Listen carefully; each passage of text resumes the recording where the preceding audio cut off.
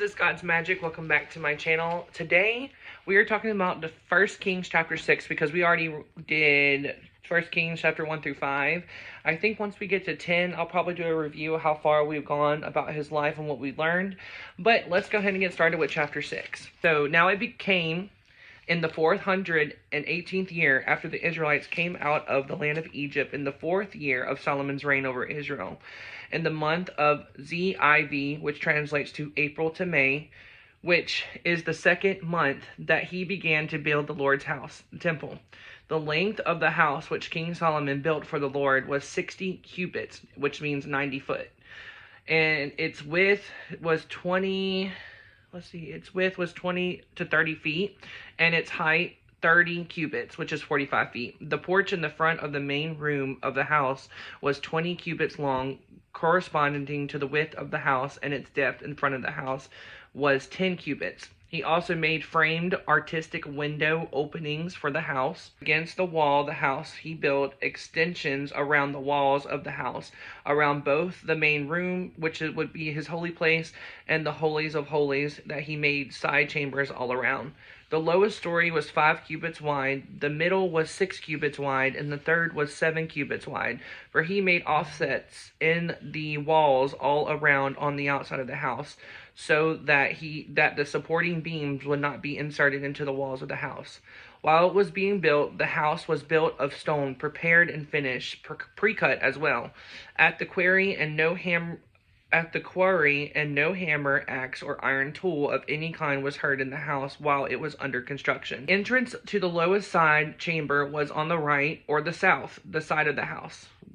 And they would go up winding stairs to the middle level, and from the middle to the third. So Solomon built the house and finished it, and roofed the house with beams and boards of cedar.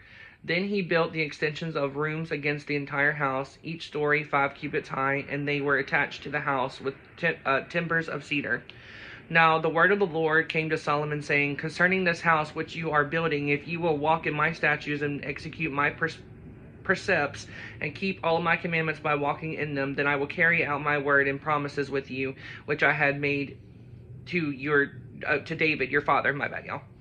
"I will dwell among the sons, the descendants of Israel, and will not abandon my people of Israel." So Solomon built the house and finished. He built the walls of the interior of the house, that is the holy place, and the holies of holies, with the boards of cedar from the floor of the house to the rafters of the ceiling. He overlaid the interior with wood, and he overlaid the floor of his house with borders of cypress. He built 20 cubits on the rear of the house with boards of cedar from the floor to the ceiling. He built its interior as the inner sanctuary of the holies of holies. The rest of the house, that is the temple in the front of the holies of holies, was 40 cubits long. The cedar on the house within had wood carvings in the shape of gourds and open flowers. Everything was cedar. No stone was visible. Then he prepared the holies of holies within the house in order to put the ark of the covenant of the Lord there. The holies of holies was 20 cubits in length, 20 cubits in width, and 20 cubits in height. In a cube he overlaid it with pure gold. He also overlaid the cedar altar with gold.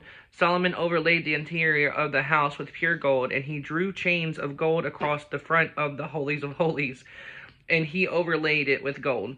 Then he overlaid the entire house with gold until the whole house was finished. He also overlaid the entire incense altar, which was by the holies of holies, with gold. Within the holies of holies, sculptured figures of olive wood, and each 10 cubits high. One wing of the, whatever that word is, was 5 cubits long, and the other wing was also 5 cubits long. It was 10 cubits from the tip of the one wing to the tip of the other. It sounds like I'm reading the same thing over and over, but I promise y'all I'm not. It's just going through the actual one-by-one example of what he's doing to his house and his altar and everything like that. The wingspan of the other wing was also 10 cubits. The measurements and cut shape of the 2 cherubims were the same. The height of the one cherubim was 10 cubits as well as the other. He put the cherubim above the ark inside the innermost room of the house, and their wings were spread out so that the wing of the one touched the wall, the wall, and the wing of the other cherubim was touching the other wall, and their inner wings were touching each other in the middle of the house. Solomon also overlaid the cherubim with gold. He carved all the walls of the house all around with carved engravings of cherubim, palm-shaped decorations, and open flowers, both the inner and the outer sanctuaries. He overlaid the floors of the house with gold, both the inner and the outer sanctuaries. For the entrance of the holies of holies, he made 2 folding doors of olive wood, the initial header above the door, and the 5-sided doorpost frames. So he made 2 doors of olive wood, and he are carved on them carvings of cherubim, palm-shaped decorations, and open flowers, and overlaid them with gold. And he hammered out overlays of gold and the cherubim and the palm decorations. Also, he made the entrance of the outer sanctuary, the holy place, 4-sided doorpost frames of olive wood, and 2 doors of cypress wood. The 2 leaves of the one door turned on pivots, and then were folding, and the 2 leaves of the other door also turned into pivots. He carved palm-shaded decorations and open flowers on the doors and overlaid them with gold evenly applied on the carved work. He built the inner courtyard with 3 rows of cut stone and row of cedar beams. In the 4th year of King Solomon's reign, the foundation of the Lord of house was laid in the 2nd month, which is April to May. In the 11th year of King Solomon's reign, in the month of Bul, B-U-L, October to November, that is the 8th month, and the house was finished throughout all its parts and its accordance with all its specifications, so he built in 7 years. So far from what we got from this whole entire thing, we're going to do a little bit of a recap. So in the first chapter, we know that King Solomon wasn't even King Solomon yet. King David, his father, was like basically about to die, about to go home. And they wanted to make sure all their loose ends was up. So we have David talking to Solomon about how he should keep the kingdom going, how it will still be going if he adds God's aspects into his practice and his beliefs as king.